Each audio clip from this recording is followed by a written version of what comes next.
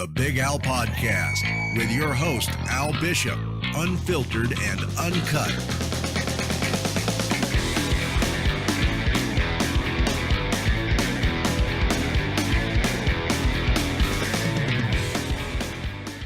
Welcome to the show, Tumisang Madiba. It's been a long time since us MMA fans have heard anything from you, but thank you very much for your time, buddy, and welcome onto the show, man. Thank you very much for having me. I just appreciate it, sir. Only a pleasure, man. Tumi, first up, how's things going, man? What's happening out there, bro? Man, I'm missing the fight game. I'm missing fighting. But man, I'm really enjoying being a dad as well, bro. It's just the best thing ever. Just recently had a daughter and stuff, and yeah, man, God is good, bro. Yeah, man. So that's what's been up. That's the only thing that I can think of right now with speaking about is like my daughter and my family is just growing. Everybody in my family as well. So I'm good, my bro. That's awesome to hear, man, and congratulations on the birth of your daughter, man. That's super exciting stuff. But to me, we've obviously got quite a lot we want to talk about. What I thought where we could start is let's just rewind the clock a little bit and give us fans a little bit of insight on what life was growing up for you and how you actually got into MMA.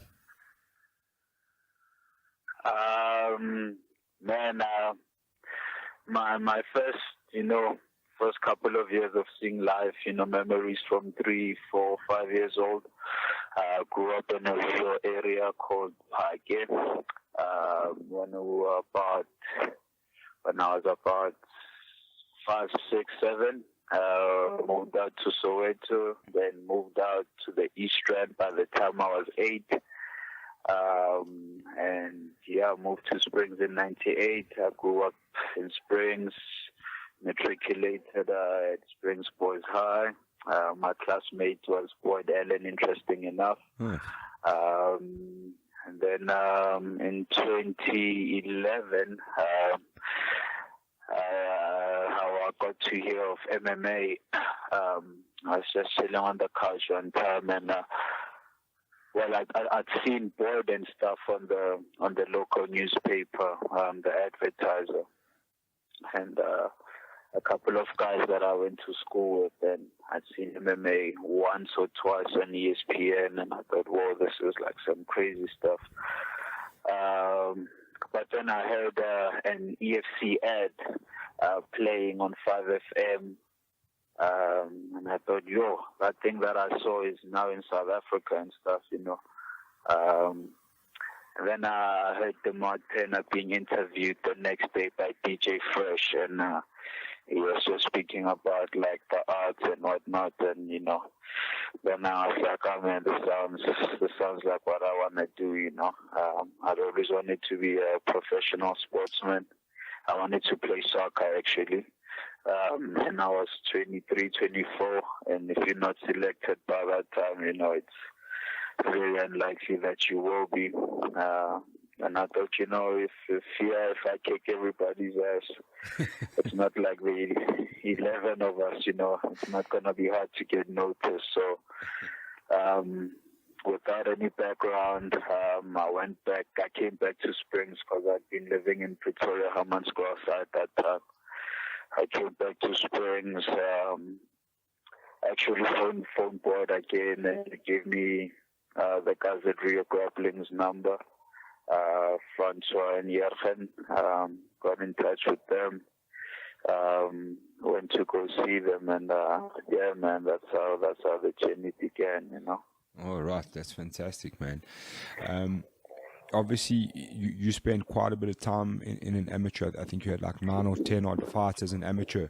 Do you think that's something that's quite important in the modern day game for guys to have a longer sort of amateur careers? Yeah, man. I think that's where it starts. That's another thing. I had my first amateur fight within 2 weeks of training. After a training session, they said, who wants to fight? And, I put my hand up a couple of times. And there was a guy called Udi. He said, yeah, he wants to fight. Who else is going to fight, So I think, look, even progress is different, Some guys, all they need is like 1-2 amateur fights, and, they're already up there. But I think, you need to get used to, this is no easy game, man, Sure. Having set out and just looking from like a fan point of view, I've got much more respect for the game and the guys, that, actually in there now, it's no child's play. So, look, you need to pay your dues.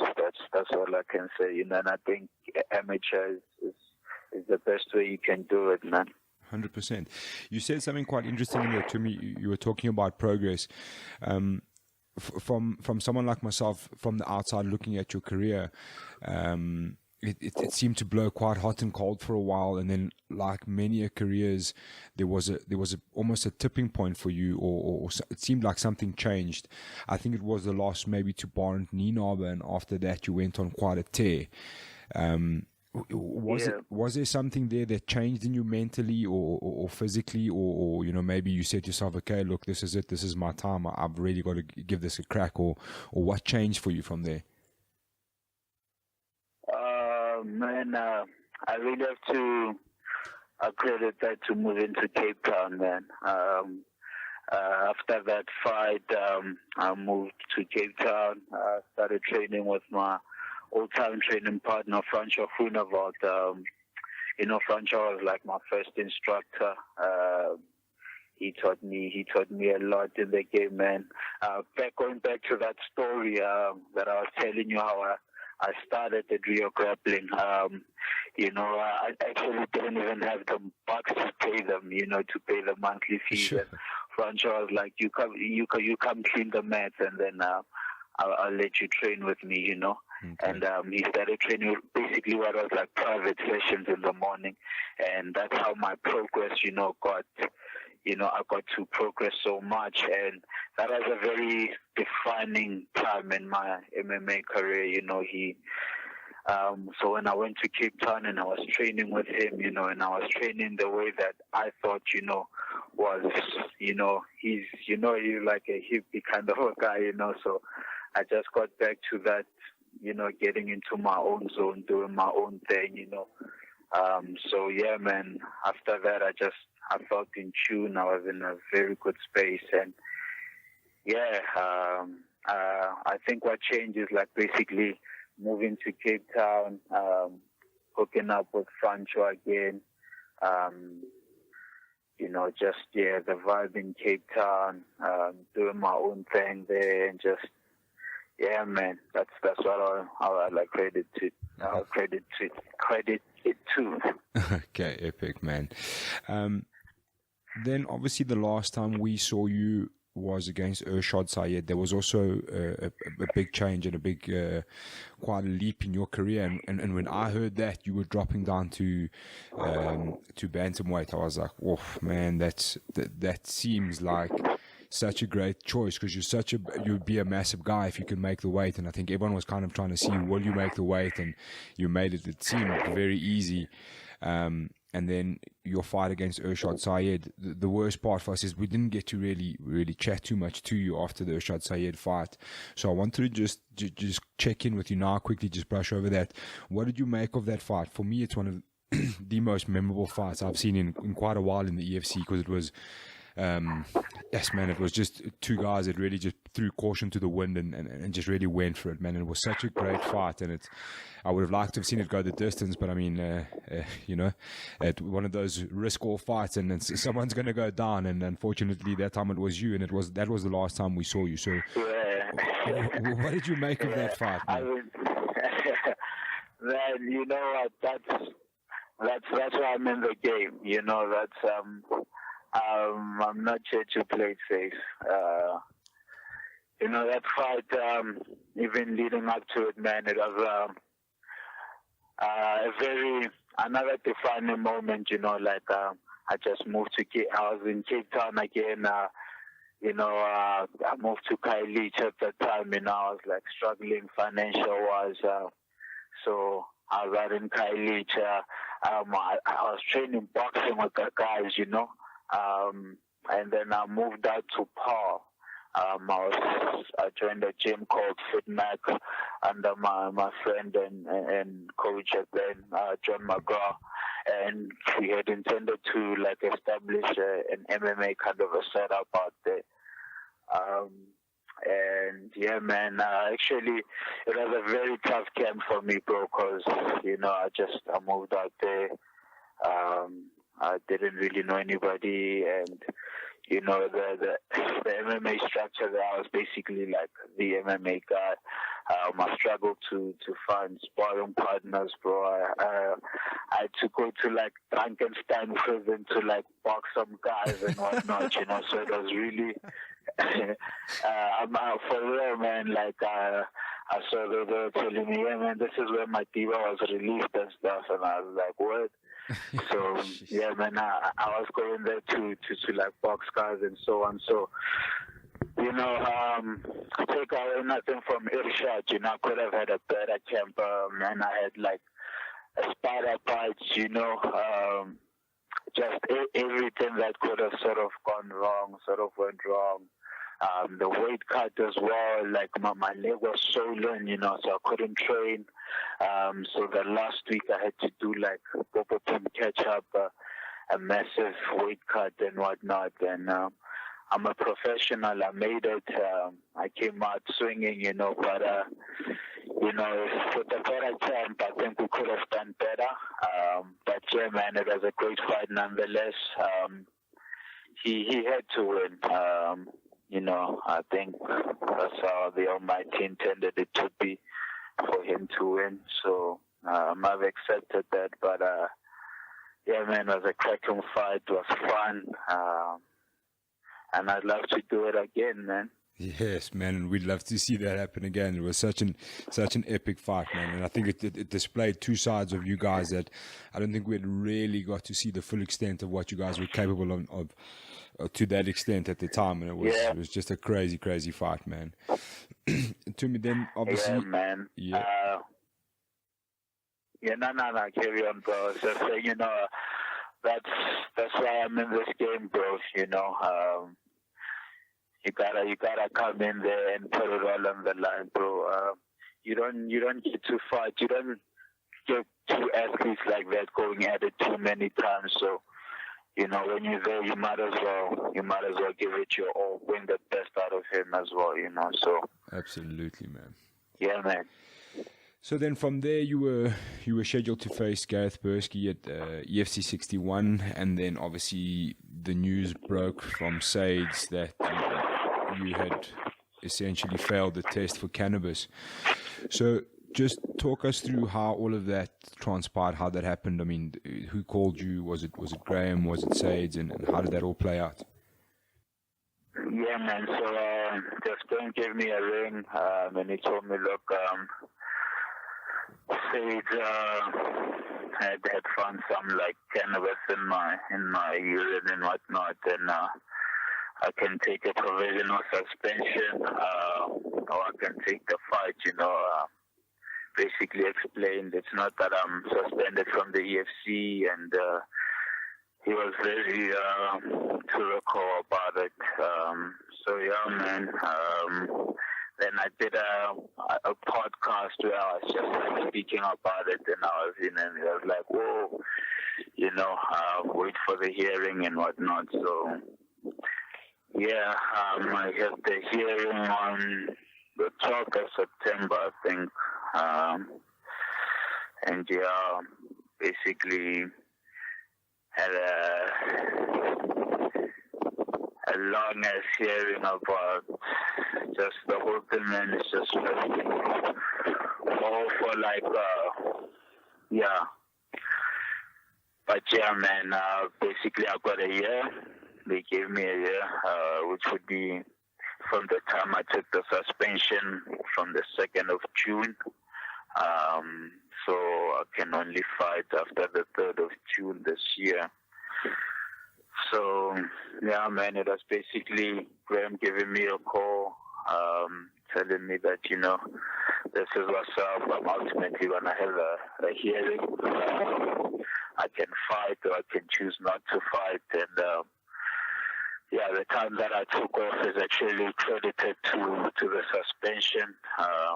So it's from the 2nd of June, as I say, to the 3rd of June this year that, I'll be sitting out. So, yeah, man, it was just a whole bunch of things I could have done without, it's like lawyer fees, just going to see lawyers. And, yeah, man, it was actually, looking at it in hindsight, that was, as I said, that fight was a really a bad fight, bad camp, a lot of, it's a fight I'd rather forget about and, move on to what came with it as well, Sure. It was like, yeah, man.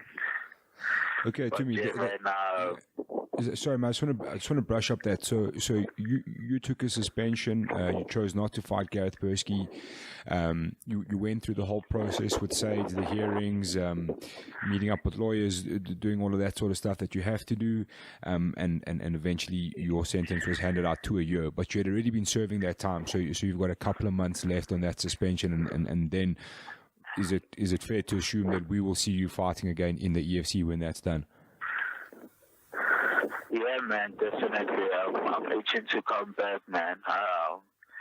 As I said, what put me off, I knew I was going to fight Gareth, and Graham made me always like, look, if you take the fight and you win, it'll be ruled as a no contest because, you would still be facing the hearing and, Saints having to judge whether, so I decided to just chill off that. But yeah, man, I'm really, really itching to get back in there. I'm hoping as soon as June, as soon as the suspension is lifted, hopefully within that same month I can make a return to the EFC and, throw down. Okay, and have you stayed in contact with the EFC in this time, and have you perhaps started throwing around names, what you want to do, what the plan is, or is that still kind of all on ice? Yeah, man, on that note, I'd like to even give a massive shout out to Graham and the EFC, man. Honestly, even through this stage thing, they helped me out. I don't know if I can say it, but they helped me out with some things like with the lawyers and whatnot, referring me to court counsel and stuff. So they've been really supportive. I've been speaking to Graham. And yeah, man, he hasn't mentioned any names. I told him, look, I'd like to get back ASAP. And he's quite keen to have the president coming back. It's almost election time, Absolutely, bro. I mean, it's in a great time, I think, for the bantamweight division, especially because all of a sudden everything has opened up. Urshad has said he's going to take a bit of time. It seems like DeMart's kind of letting the reins go and handing it over. There's talk of JP Bays re-entering the fold at bantamweight. I've spoken about in length online about the possibilities of the fights there. There's the Frenchman who's looking for a crack at the title. It's just one of the most exciting, if not the most exciting division in the organization at the moment. So just what do you make of what's happening there in that division? And is there anyone in particular that comes to mind that, you'd like to face up on your return? Look, this is how, in my book, it was going to go. I beat Irshad, I beat DeMart, I fight DeMart because I told Graham as well. That's why I actually dropped to the bantamweight division myself. I believe I'm the only person that could beat DeMart. I felt like, Irshad had his shot at the time. Everybody, like, he'd basically beaten everybody there was to beat. And as I said, it's just unfortunate I fell short with Irshad. But yeah, man, I think now when I return, I'm definitely gonna take that belt. I don't know who's in the way. I don't know who they rate as number one, but I saw the Frenchman against Peruski that was said to be the number one contender for the bantamweight division. So I take it he's gonna have to fight somebody for the belt. I don't know if JP's coming up or I'm not thinking too much about that. For myself, it's basically I'm looking at it basically like now how I started. When I started in the ESC, I was the Fight Star featherweight champ. My first fight was in July. So I'd set out for like 6 months, just looking and just looking, So I'll let the gents do their thing and, let dudes sit on the crown and whatnot. But, when the president comes through, it's going to be a landslide victory. I feel like pretty much Irshad will also be making a comeback soon. So by the time I'll probably be coming back, I'll be champ. If not, I'll probably have to fight him. So basically what I'm saying, it's like whoever is there, is mine for the taking. For me, I'm just, when I become an the Topi making a comeback, underrated. So yeah, man, guys have had all this time to show what they've got. What they've last seen from me is what I put on with Irshad. As I said, it wasn't my best performance. It was a good performance, but it wasn't definitely my best. I'm looking forward to coming down to bantamweight again. Cutting all that weight, man. It just, that hunger when it goes like mental and, you feel it. Yeah, man, I'm really looking forward to see who the ESC will offer, basically, honestly. That's what I'm trying to say, Alistair, without saying. 100%, bro. Running, beating about the bush, whoever UFC gives me, whoever they see as the top 4 or top 3, but what is known, what everybody knows is that I'm championship material. It's a matter of when it happens, and I'm also ready for the journey to see when it happens. 100%, man. And I think a question on a lot of people's minds will be how much training have you been doing in this time? And you said you were back in Springs at the moment. Does that mean you're training out of Springs again, or are you going to go back to Cape Town, or what's the deal there? Training, I haven't really been, that's another thing. As I say, I've heard guys the last ESC talking about they want to take a break and so on, I feel like I beat them to that. I've really enjoyed this not training, my man. As I say, I've really appreciated, even the work that guys put in, the work that I put in, being an MMA athlete, I've really had a chance to recover. I've had niggles with my body that I felt like, I really needed to train. The hunger is there again. And as I've spoken to the last, the other podcast, I was speaking about joining Tabat Academy. I've actually went down to FFM as well to speak to Richie about joining as well. So yeah, man. Right now I'm based in Springs. I'm feeling like starting my own thing. I'm training by myself. I know how to keep myself physically fit. Sure. It's just a matter of choosing a team of who to spar with, who to prep with for camp. I feel like I've got time. Yeah, man. I shall make the right choice when the time is right. Come June, I'll definitely, be in top shape, be ready to fight. Which is what I do. I'm a fighter. I'm born a fighter. And yeah, man, that's what it is.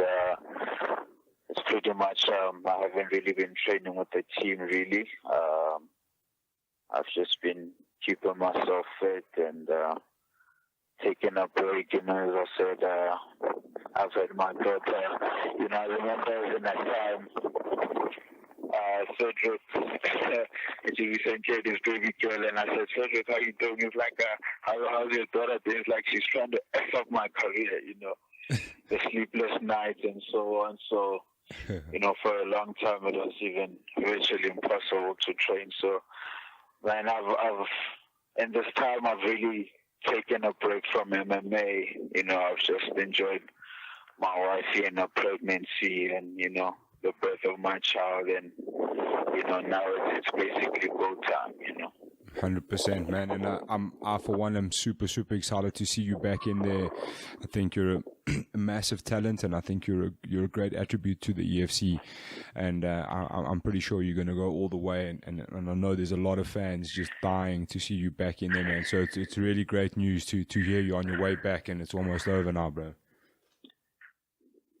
For real, man, I appreciate it. On that note, I see you've been doing quite a bit of matchmaking. I think perhaps I should ask you who I should be fighting. So you want? Who do you think? Who do you think? I want maybe your pick. Look, I think, like I said, the bantamweight division has opened up tremendously, and there's so many guys in there, and there's so much rich talent happening in there. Obviously, you were in the back of my mind. Obviously, I wasn't too sure about your return, so it was kind of gauging. I made those picks according to who was available at that present. I'd personally like to see you get in there with Felipe Roach, just to kind of see exactly where you both are, because I think he's had a decent run here. I mean, he gave Francois a hell of a time. He gave Bursky a hell of a time, but again, like, he didn't arrive and starch guys and put them on their back and put them away, which for me would have said, okay, 100%, you can have a stab at the title. I think if you're returning in June and he's up for it, I think that makes a great fight, and it makes a lot of sense. And perhaps from there, if it was me personally, I'd have you versus the Frenchman, and maybe Gary Joshua, Cal Pacino fight it out, and the two winners from that can fight out for the interim belt until we know what's happening with Urshad and DeMott. Yeah, man. I think that would be a pretty good match. I was thrilled to. I was keen to fight the Frenchman after having saw him fight Peruski, especially after he beat Francois. Sure.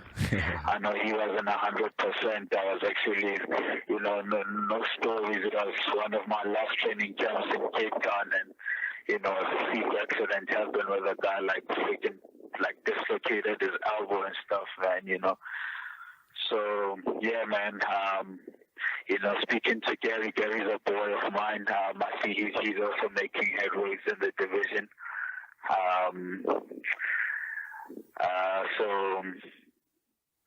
He's keen to fight the Frenchman as well. But I'll let the EFC decide how it is, they want it to play out. So I think as well, the Frenchman really hasn't, he's won 2 fights, and he was sort of like the first one guaranteed a title shot, which, I think is not so cool from the organization, Sure. Well, for everybody in the bantamweight division and the featherweight division, it's like it's nothing wow, to go 3-0, You have to really beat guys and beat them convincingly, as you say. So I would like the Frenchman as my return as well, perhaps. I think that would be a good match. You planted a good seed in there. Sure, and also that being said, I don't think running it back to see you fight Gareth Bursky is the worst idea either. I mean, there's plenty options there, man. Graham's got quite a task ahead of him sorting out that division. If we're honest, man, it's a hell of a backed up division. Yeah, man. Fighting Bursky, actually, I become scared to fight those guys when I see them fight, because it seems, you have to finish them to win the fight. I mean, as I saw the fight with Carl Pacino, and I thought, what the hell? And then I saw the fight with the Frenchman being a split decision. When they said the this fight that split decision, I actually thought, oh no, they're gonna, he's gonna win again. So, yeah, man. I don't know. I hope he's also taking a break, but it's not a fight that I'm looking for. Honestly, he's not an exciting fighter in my opinion.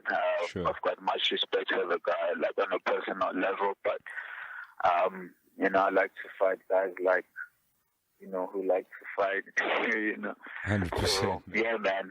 As I say, whoever they got for me, bro, whoever they got for me, I'm ready to eat them up June time. 100%, bro. And any last word for the fans there, Tumi, then we can wrap it up, brother. Yeah, man.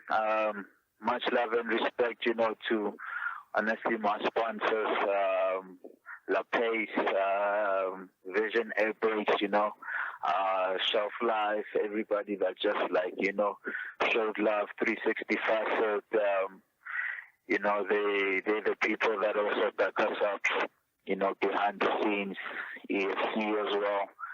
Much love to them. Looking forward to coming back to the fans. I'm looking forward to coming back to the division. I'm looking forward to coming back.